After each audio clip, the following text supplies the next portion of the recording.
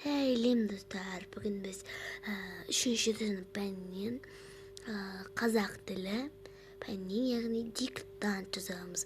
Диктанттың тақырыбы балалық шақ.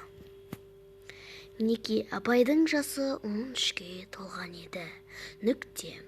Басқа балалар да емес, өтір, үйден көп шықпайды. Ол әжесі Зеремен, шешесі Ұлжанның қызық әңгімелерін тыңдайды. Нүкте.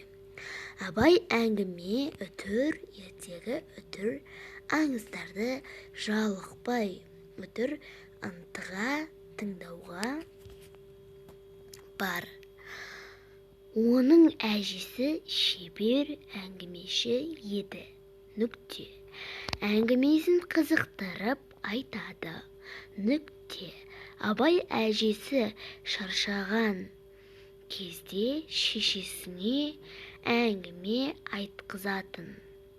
Анасы ұзақ жырларды, айтыстарды, өсиет әзілдерді жатқа айтатын. Сау болыңыздар, осымен аяқталды.